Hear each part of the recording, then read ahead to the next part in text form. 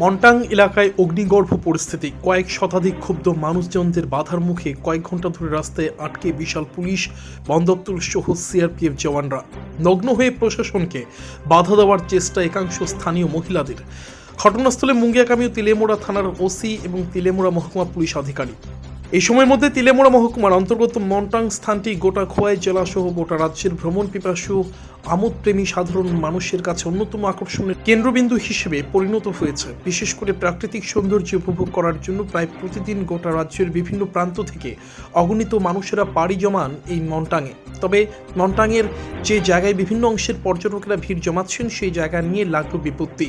অভিযোগ, বন দপ্তরের জায়গায় অবৈধ দখলদারি করে একাংশ স্থানীয়রা ব্যবসা করার পাশাপাশি প্রাকৃতিক সম্পদ দিদার নষ্ট করে চলেছেন। এই বিষয়টা প্রশাসনের নজরে আসার পর বৃহস্পতিবার বন দপ্তরের কর্মীরা পুলিশ, সিআরপিএফ সহ বিশাল পুলিশ ও বনকর্মীদের নিয়ে ঘটনাস্থলে পৌঁছলে বিতর্ক চরম আকার ধারণ করে। অভিযোগ, একটা সময় প্রশাসনিক দল সহ পুলিশ বাহিনীকে স্থানীয় একাংশরা প্রচণ্ডভাবে বাধা দান করে এবং তাদের গাড়ির উপর হামলা চালায় বলে অভিযোগ। এমনকি একাংশ মহিলারা একটা পর্যায়ে প্রশাসনকে নগ্ন হয়ে বাধা দান করে বলে অভিযোগ। এইসব কিছুকে বুদ্ধিমত্তার সাথে অতিক্রম করে বন দপ্তর এবং সিআরপিএফ সহ বিশাল পুলিশ বাহিনী যখন হেমন্ত রিয়াং নামের এক অবৈধ কাঠ ব্যবসায়ীকে আটক করে নিয়ে মন্টাং ত্যাগ করে তিলেমোড়ার উদ্দেশ্যে আসছিল, তখন তাদেরকে রঙ্গিটিলা নামক এলাকায় রাস্তায় কাঠের লগ ফেলে গাড়ি আটক করে কয়েক শত মানুষজন। গোটা ঘটনার খবর পেয়ে তিলেমোড়া এবং মুঙ্গিয়াকামীর বিশাল পুলিশ বাহিনী ঘটনাস্থলে মোতায়েন করা হয়েছে। শেষ সংবাদ পর্যন্ত অবস্থা রীতিমতো আতঙ্কের এবং উত্তপ্ত। ঘটনার খবর পেয়ে ঘটনাস্থলে পৌঁছায় মুঙ্গিয়াকামী ও তিলেমোড়া থানার ওসি এবং তিলেমোড়া মহকুমা পুলিশ আধিকারিক সুধাম্বিকা আর। সেই সঙ্গে ঘটনাস্থলে আটকে রয়েছে বন দপ্তর সহ পুলিশ ও সিআরপিএফ জওয়ান সহ তাদের যানবাহন। এখন দেখার বিষয় গোটা পরিস্থিতি মোকাবেলায় প্রশাসন কিরকম ব্যবস্থা গ্রহণ করে। এখানে দীর্ঘদিন যাবৎ একটা অবৈধ কাজকর্ম চলছে। এখানে যে দেখছেন, দেখুন এখানে কিছু গাছ কাঠ লাগানো হয়েছে, কাঠ কেটে লাগানো হয়েছে। আমাদের যখন জিজ্ঞেস করা হলো, আমরা যখন জিজ্ঞেস করলাম, হেমন্ত বলে একজন, হেমন্ত রিয়াং, সে স্বীকার করলো যে সে কেটে নিয়ে এসেছে। তখন ইমিডিয়েটলি তাকে আমরা অ্যারেস্ট করি। অ্যারেস্ট করার পর যখন গাড়িতে দিলাম, ও হেমন্তর যে পরিবার, হেমন্তর পরিবারের 5-6 জন ওরা বোন এবং তার স্ত্রী মিলে আমাদেরকে বাধা দিচ্ছে।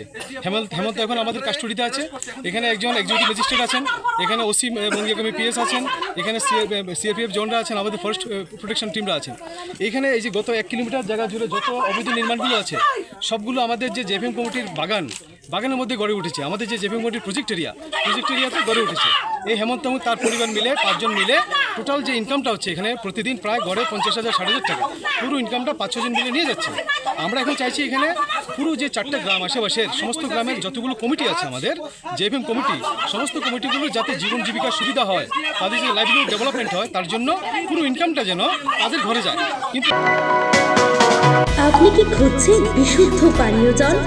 তাহলে আজই বেছে নিতে হবে অত্যাধুনিক প্রযুক্তি ও পরীক্ষা নিরীক্ষার মাধ্যমে প্রস্তুতকারী পানীয় জল একমি। বিশুদ্ধ জলে সুস্থ জীবনের মূল চাকাঠি। Acme packaged drinking water. Report news Tripura 24।